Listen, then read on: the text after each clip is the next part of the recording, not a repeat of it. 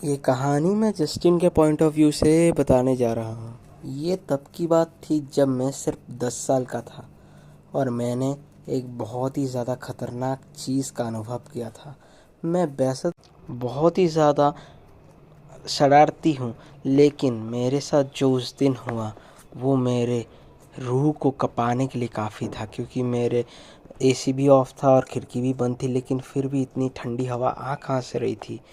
जब मैंने living room में देखा तो एक काले कपड़े पहनी औरत तो नहीं, वो शायद कोई चुड़ैली थी जो इधर से उधर लिविंग रूम में उड़ते हुए जा रही थी।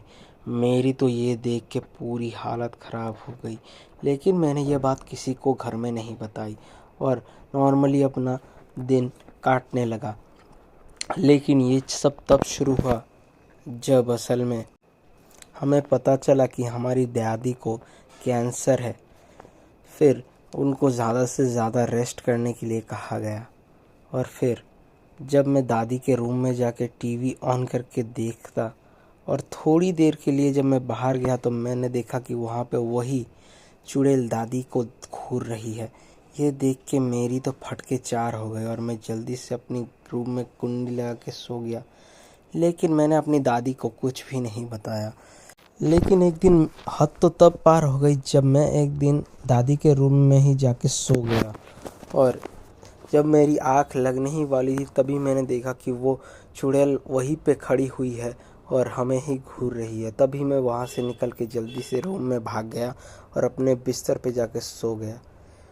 और फिर अगले दिन मैं जब उठा तब मैंने देखा कि अभी भी वो औरत वहीं पे उसे घूर रही थी, मेरी दादी को। ये बात मैंने किसी को नहीं बताई तब तक जब तक मुझे ये पता नहीं चला कि आखिर वो है कौन। लेकिन मेरी भी वो सब और मुझसे रहा नहीं गया और मैंने जब अपनी बहन को ये सब बताया तब उसने मुझ पर विश्वास नहीं किया। लेकिन मैंने दादी को कभी कुछ नहीं बताया और मेरी बहन की तबीयत भी धीरे धीरे ख़राब होने लगी थी और उसने बताया कि मेरे साथ क्या क्या हो रहा है, लेकिन कोई भी उसकी बात पे विश्वास नहीं कर रहा था। लेकिन मैं अब इन सब चीज़ों से थक गया था। मेरे को ऐसे डर डर के जीना पसंद नहीं आ रहा था। ना तो मुझे स्कूल में शांति मिलती, ना तो खाने के समय, ना तो कहीं और में मेरा दिल लगता। मेरे को सिर्फ उसी चीज़ की याद आती जो मैं दादी के रूम में देखता हूँ और इसी वजह से मेरी तबीयत भी ख़राब होने लगी थी। और दादी ने एक दिन मुझसे पूछ ही लिया कि तुमने मेरे रूम में क्या ही देखा है, बताओ जल्दी मुझे। लेकिन मैंने उनको फिर भी नहीं बताया। उसके बाद मेरी एक दिन इतनी तबीयत ख़राब हो गई कि मेरे को फ़ीवर आ गया, वो भी 104 डिग्री का। और फिर मेरा खाना पीना सब बंद हो गया। लेकिन मेरी दादी के साथ वही सब होना नहीं रुका और मेरे ये सब देख के और भी ज़्यादा दिमाग ख़राब हो जाता है।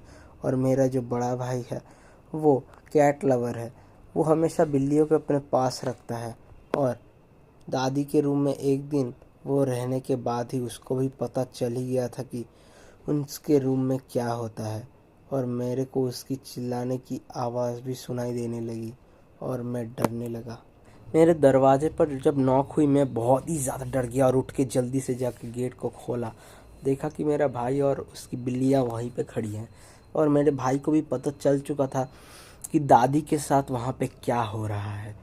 और फिर मेरी बिल्लियों ने भी जब उस रूम के अंदर गया तो वहाँ पे उनको कुछ भी सस्पिशियस नहीं दिखाया, क्योंकि बिल्लियों को भूत दिखते हैं।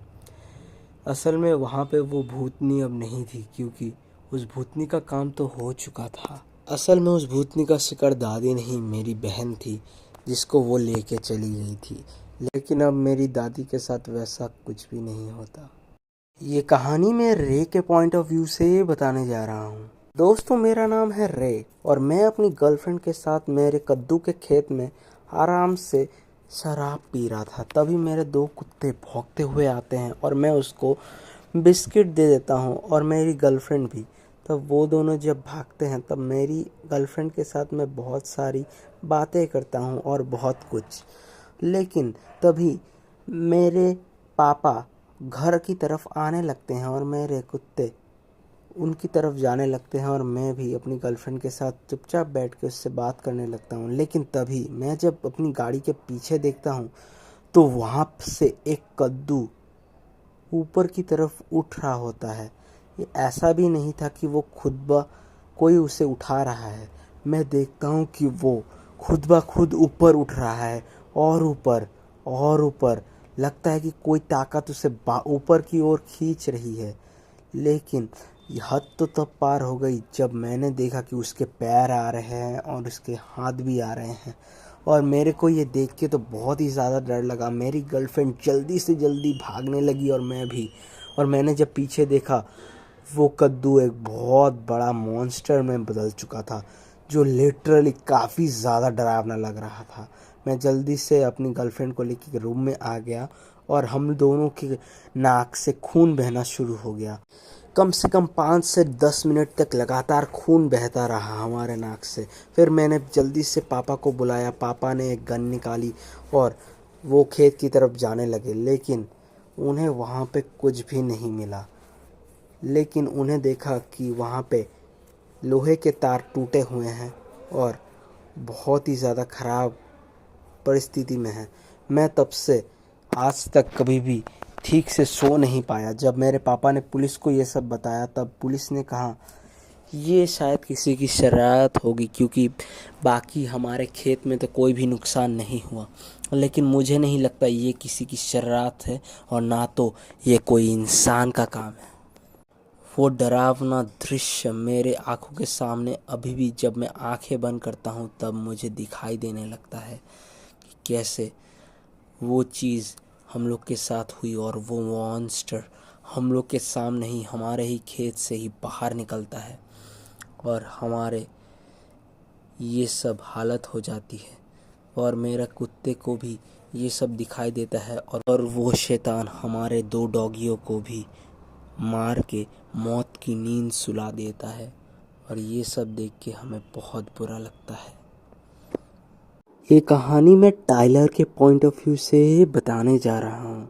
दोस्तों, मेरा नाम टाइलर है और मैं कॉलेज में पढ़ता हूँ और मैं एक मिडिल क्लास फैमिली से हूँ। और मैं अपनी पार्ट टाइम जॉब भी कॉलेज के साथ करता हूँ ताकि मेरे कुछ पैसे बच सके और मैं कुछ पैसे सेव कर पाऊँ। कभी कभी मैं ओवर टाइम भी कर लेता हूँ दोस्तों। लेकिन ये उस दिन की बात है जब मैं एक बार फिर अपना ऑर्डर डिलीवर कर रहा था और कस्टमर को ऑर्डर दे रहा था। मेरे साथ मेरे 2 दोस्त काम करते हैं। एक का नाम है लिली, एक का नाम है सैम। लिली बहुत ही ज़्यादा आलसी किस्म की है, लेकिन वो काम तो करती है। लेकिन सैम तो सिर्फ पड़े रहना ही पसंद करता है और मुझे नहीं लगता कि मैं इन लोगों से बिल्कुल भी मैच हूँ। मैं थोड़ा अलग हूँ। मैं मेहनत करना ज़्यादा प्रेफर करता हूँ क्योंकि मेहनत करने से ही ज़िंदगी में आगे बढ़ा जा सकता है। लेकिन ये उस दिन की बात है जिस दिन मुझे ओवर टाइम करना था और इन दोनों को भी। रात के 11 बजे थे और जब मैं वॉशरूम में गया था, वॉशरूम से मैं जब बाहर निकला तो मैंने देखा कि एक आदमी एकदम विंडो के ऑपोजिट में खड़ा है। उसकी बड़ी बड़ी आंखें और सफ़ेद चेहरा। वो मुझे देख के हंसता है और खिड़की पे हाथ मारता है, जिसको देख के मेरी तो हालत ख़राब हो जाती है। मैं जल्दी से वहाँ से भागने लगता हूँ और जब मैं देखता हूँ वो इतनी बड़ी बड़ी आंखें कैसे कर रहा है। लेकिन ज़्यादातर समय खिड़की पे कोई आके नहीं मांगता ऑर्डर, अंदर आते हैं लोग।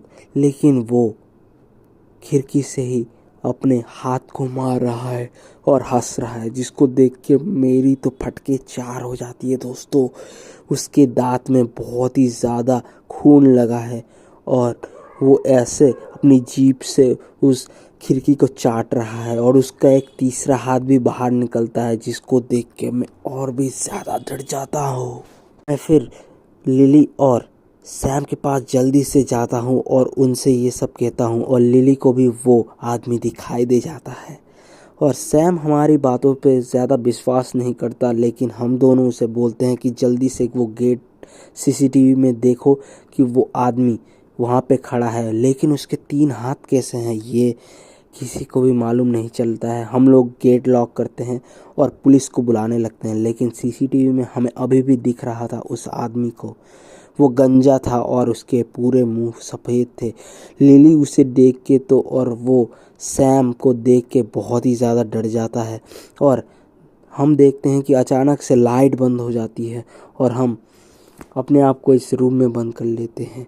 और वो आदमी अब अंदर आ चुका था रेस्टोरेंट के, लेकिन हम लोग एक कमरे में बंद थे जहाँ पे ना तो कोई खिड़की थी ना तो कुछ, और हम लोग रो रहे थे और कोई भी बात करने से डर रहे थे। तभी गोली चलने की आवाज़ आती है और पुलिस के ऊपर कोई गोली चलाता है हमें दिखता है, लेकिन हमारे सीसीटीवी फुटेजेस गायब थे।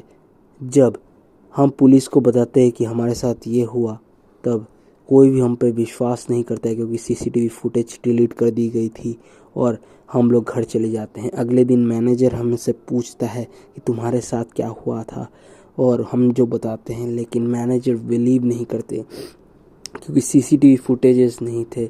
लेकिन मुझे अब आज भी मैं वो घटना को जब भी सोचता हूँ तो मेरे रोंगटे खड़े हो जाते हैं।